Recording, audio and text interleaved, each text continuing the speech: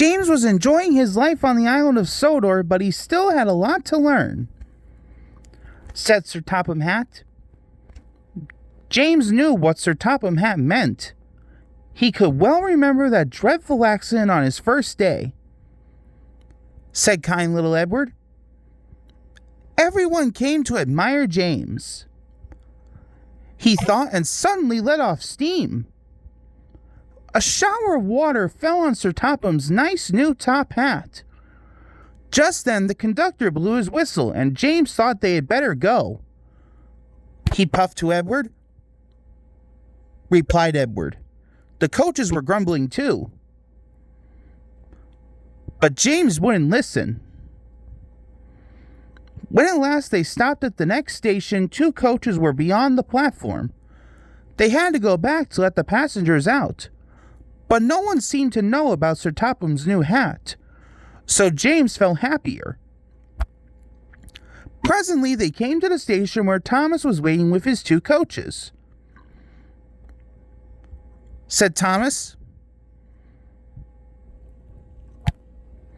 and he puffed off importantly. Edward and James passed the field where James had had his accident. The fence was mended and the cows were back again. They ended their journey and rested before setting off for home. James was still wondering what Sir Topham would have to say about his new hat. Next morning, he spoke severely to James. James didn't like that at all. He was very rough with the grumbling coaches as he brought them to the platform. He called to them. He thought to himself, to make James even more cross, this time no one came near him. He thought, Puff James, replied the coaches. James laughed and tried to go faster, but the coaches wouldn't let him.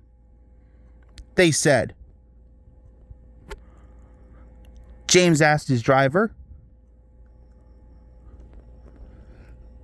Said the conductor. Replied the driver. Asked the conductor. Said the driver. Said the conductor to a smartly dressed man. Said the man. Said the conductor. The passengers all said what a bad railway it was. Then they told the man how bad he was instead. Everyone was very cross. At last he handed his laces over. The driver tied a padded newspaper tightly round the hole in the brake pipe, and James was able to pull the train. But he was a sadder and wiser James, and took care never to bump coaches again.